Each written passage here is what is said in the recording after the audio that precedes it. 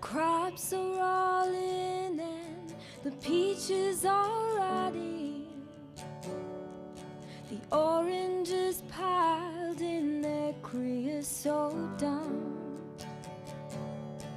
You're flying them back to the Mexican border to pay all the money to wait back again. Goodbye to my one, goodbye Rosalita, adios mi amigos, Jesus y Maria. You won't have a name when you ride the big airplane, and all they will call you will be deportee. My father's own father, he waded that river. They took all the money he made in his life. My brothers and sisters come work in the fruit trees, and they rode the truck till they took down and died. Goodbye to my one, goodbye Rosalita, adios mi amigos, Jesus y Maria. You won't have a name when you ride the big airplane, and all they will call you will be deportee. Some of us are illegal and others not wanted. Our work contract's out and we have to move on. 600 miles to that Mexican border. They chase us like outlaws, like rustlers, like thieves. Goodbye to my one, goodbye Rosalita, adios mi amigos, Jesus y Maria. You won't have your names when you ride the big airplane, and all they will call you will be deportee. We died on your hills and we died on your deserts. We died in your valleys, we died in your plains. We died neath your trees and we died in your bushes. Both sides of the river, we died just the same. Goodbye to my one, goodbye Rosalita, adios mi amigos, Jesus y Maria. You won't have your names when you ride the big airplane, and all they will call you will be deportee. Is this the best way we can grow our big orchards? Is this the best way we can grow our good fruit? To fall like dry leaves and to rot in my topsoil, and to be called no name except deportee. Goodbye to my one, goodbye Rosalita, adios mi amigos, Jesus y Maria. You won't have your names when you ride the big airplane, and all they will call you will be deportee. And all they will call you will be deportee.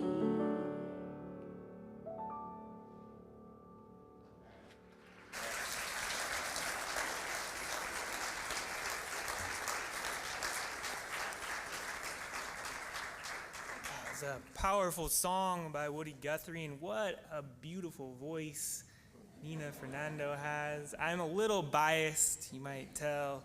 I'm also lucky that we recently got engaged, and when I proposed to her, she didn't say yes, she said yay. So coming up soon, next year, next May 2016, we are very excited to be getting married. So I'm honored to be here today, and I want to thank Madison and Caroline and Anna for inviting me to come speak.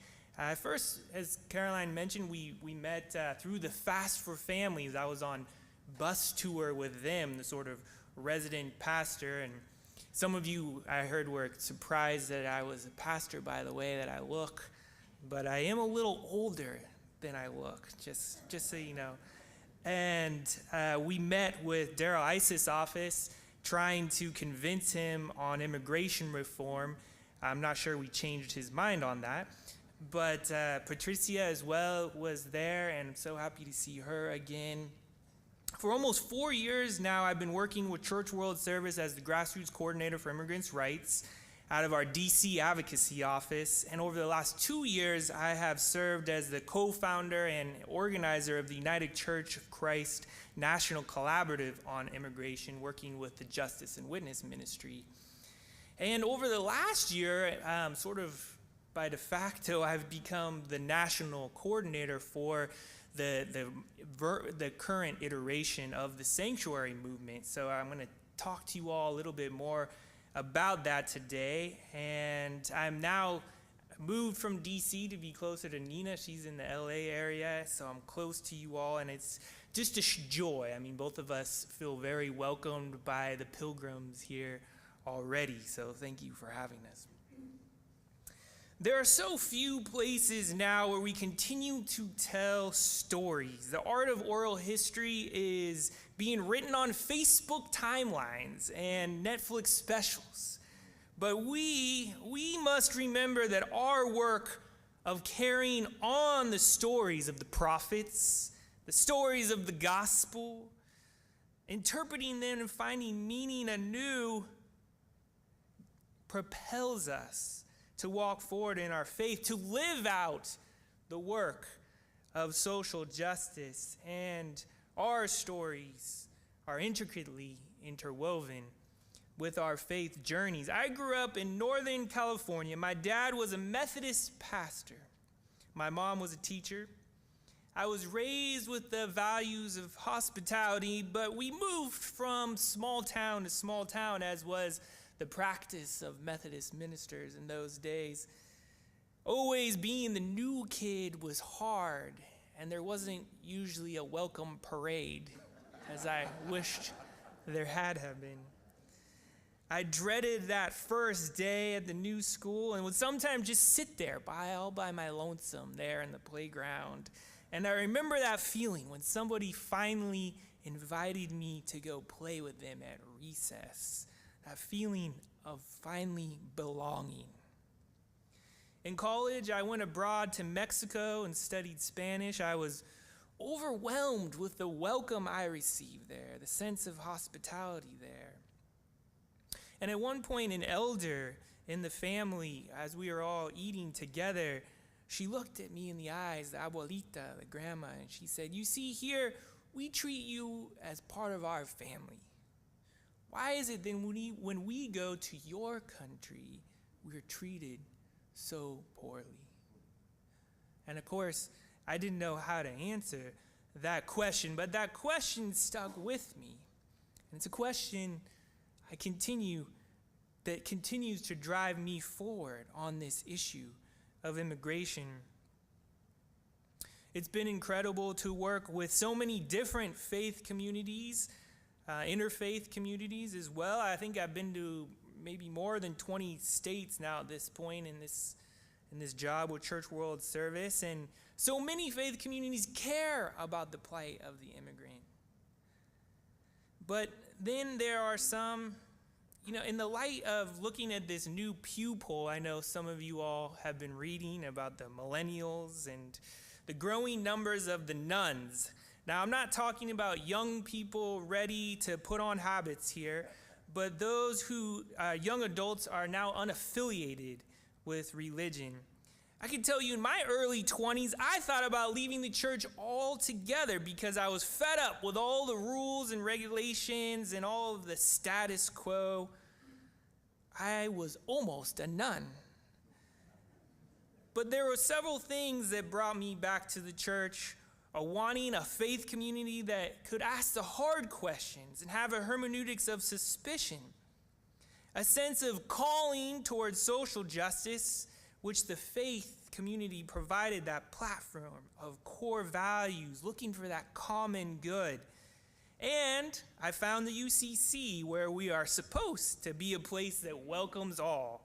And when we actually do, it's a beautiful thing. I like the flag that is up in your church this morning.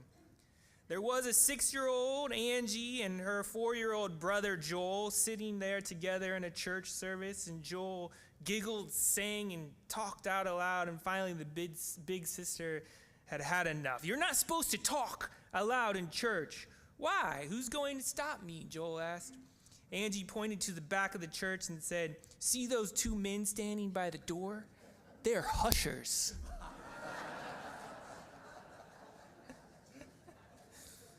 And although it is important to have that sacred space for worship, so much of the mainstream Christianity would rather worship dogma and doctrine rather than challenge the traditions that have been used to exclude people.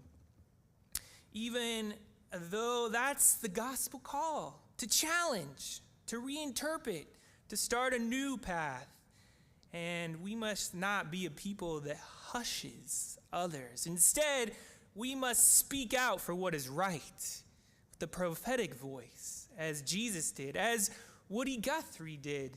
In this song that has become so famous, this song was rooted on regarding a plane crash on January 28th, 1948. A plane chartered by the U.S. Immigration Services. 32 people on that plane were killed, including 28 Mexicans. Many were part of a guest worker program, the Bracero program. Others were undocumented, but only the names of the pilot and the flight attendant were read in the media, and the rest were only called deportees. Jaime Ramirez grew up in Charco de Pantoja, in a rancheria of about 3,000 people in central Mexico. When he was about 9, he and his siblings asked their mother why they only had one grandfather. She said her father died in a plane crash in the U.S. when she was 11. She didn't know where he was buried. Jaime, like his grandfather, migrated to the U.S., first a dishwasher, then a kitchen manager, and finally he owned his own restaurant just miles from a Fresno cemetery called Old Holy Cross. There laid a bronze marker of a mass grave that read 28 Mexican citizens who died in an airplane accident. Jaime, along with the Catholic diocese, helped recover the death certificates of all 28 names and dedicated a memorial with all their names on it just recently in 2013. They're answering Woody's prayer, Nora Guthrie, his daughter, said. If you keep the questions, the ideas alive, then someone will come along to answer. My father saying, all they will call you will be deportees. This is a back at you, a resounding no. We all have names. And what are we doing as a faith community to ask these critical questions of our time? Growing up as a preacher's kid, I have a good sense of the church's flaws. At its worst, Christianity upholds the status quo. It creates a theological justification for colonial structures that benefit the few and exploit the masses. There is an unfortunate irony or hypocrisy that starts to seep into the church at times. I pulled a few church bulletin bloopers that illustrate some of our contradictions in a rather funny way. These come out of church bulletins now. The peacemaking meeting scheduled for today has been canceled due to a conflict. Our youth basketball team is back in action, Wednesday, 8 p.m., Recreation Hall. Come out and watch us kill Christ the King. The fasting and prayer conference includes meals. Weight Watchers will be held at 7 p.m., First Presbyterian. Please use large double doors in the side entrance. Low self-esteem support group will meet Thursday. Please use the back door. Their church will host an evening of fine dining, super entertaining, and gracious hostility. The church might be the only place where you felt that, right? Gracious hostility. These funny bloopers are a fun way to say we've got a lot of work to do. Yet at our best, we live out our faith in a form of radical discipleship, where our words are turned into actions, where we find greater purpose, a calling to love our neighbor in deed and action, where we know that we can join the struggle for liberation of all those who are marginalized. Chet Myers is one of my favorite theologians and activists. He takes a socio-literary perspective on Mark in his book, Binding the Strong Man, which contends that Mark's story is actually a plan for radical discipleship and a commitment to God's work for justice, compassion, and liberation. Mark's narrative is one of the common people, reflecting the daily reality of disease, poverty, and disenfranchisement that characterized first century Palestine. Leading up to the story of the blind man, the strong man being binded, we see Jesus dining with sinners and tax collectors. He's challenged for not fasting. His followers are gleaning grains in the field along the way. And then we have the healing of the withered hand on the Sabbath, which was a special point in Jesus' public ministry, representing a carefully staged political theater, a direct action, if you will, in a larger campaign. Jesus could have presumably healed that hand in private, but chose to do it in the temple, with the Pharisees watching, purposely crossing that line, pitting the mission of compassion and justice to the poor against the imperatives of the dominant order. And Mark 3:20 through 35, the scripture today, we see once again the following is growing. The movement is growing, so much that they cannot even eat in peace. Yet all are still welcomed in the house. Jesus finds himself in a sandwich between his family suggesting, well, that he's out of his mind, while the scribes suggest he's possessed by a demon. This, all to discredit his actions, a combat of myths ensues that moves steadily into the heart of the political geography of Roman Palestine. As often the case, Jesus pulls a rhetorical jiu-jitsu move by answering the challenge with a question and a riddle. How can Satan exorcise Satan? A kingdom divided against itself cannot stand.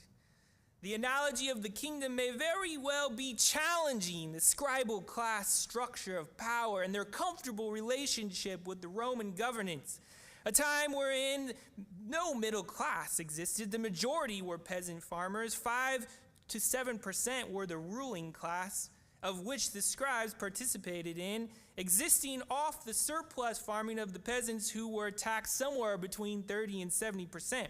So when Jesus mentions the binding of the strong man, he was metaphorically taking on the colonial power, and in this time building a movement strong enough to overthrow those systems of oppression. What did Jesus mean, though, when he talks about eternal sin? Well, part of it depends on how we interpret this Greek word of eternal or aeon. Rather than everlasting or perpetual, it might be better interpreted as age-lasting or a time period. Jesus was giving them a plea. Please, don't miss this moment, this movement moment of the Spirit working. The Spirit is inviting you to join, and all are welcome. Don't miss this Kairos moment.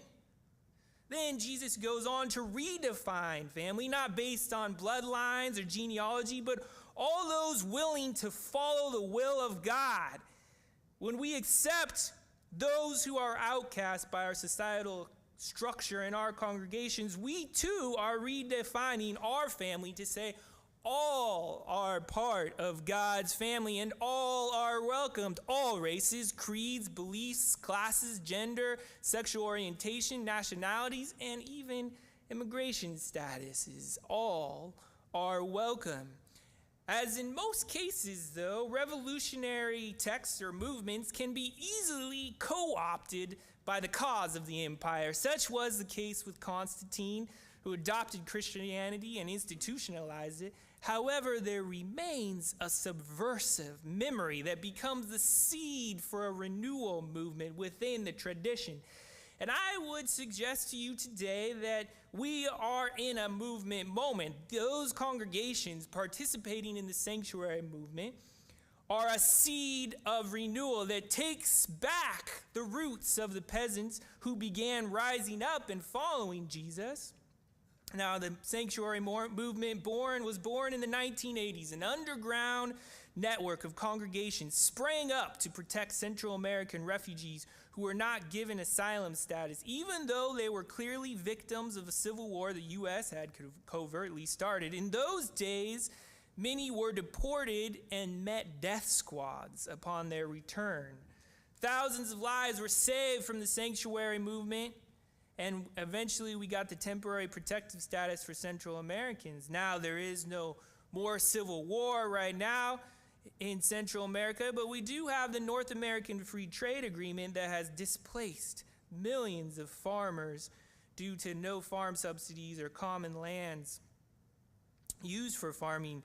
So how should we as a faith community respond to this humanitarian crisis? And if you come to the workshop, I'll give more details about where we're at in the immigration world, but over 3 million undocumented immigrants were deported between 2005 and 2013. Less discussed, 1.5 million American citizen children were affected by their parents' removal in that same time period. Now, if we are to care for the widow and the orphan, perhaps we should stop policies that are producing orphans. When we realize that we are part of God's family, we know that we have to welcome all. What do you do when somebody comes to you facing deportation, facing family separation? As a congregation, do we welcome them into our sanctuary? Do we say, you are safe here, you are protected here, immigration customs enforcement cannot come here? Do we welcome you in?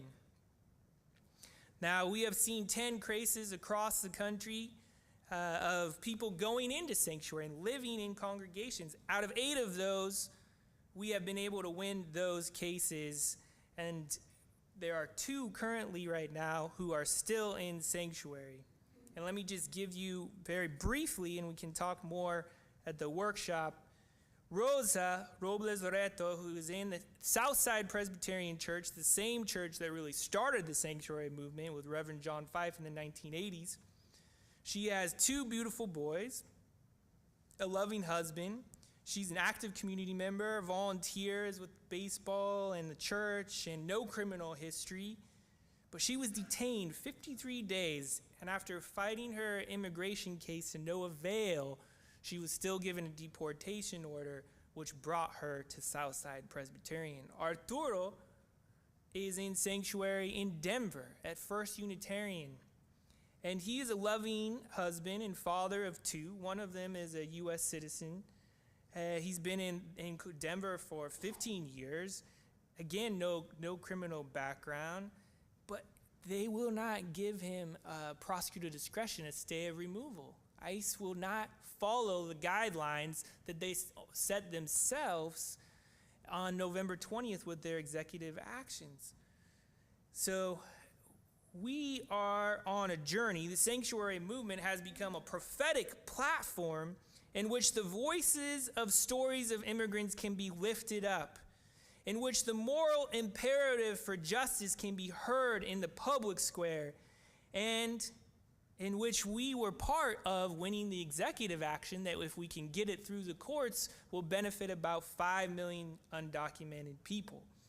Now, coming up soon, we have a 3-day fast in front of the Immigration Customs Enforcement in Washington, D.C. that the Denver group is putting together. So, you all have done so much. You all are certainly those who are already out there fighting for social justice. And you even say, besides the fact that you're open and affirming, you say in your faith statement, we welcome all who enter our doors, inviting them to participate in our ministry, to share in our efforts, to be open and affirming into each other and our human family. You are living out this mission to redefine the family so that all are welcome. You are part of building this movement. And so I ask you, are you ready to join the sanctuary movement, to be a sanctuary congregation, to create a parade of awesomeness and welcome that people need? Can we together build a welcome where all can come up to the house, where all are welcome? Let us do this work in faith together. Amen.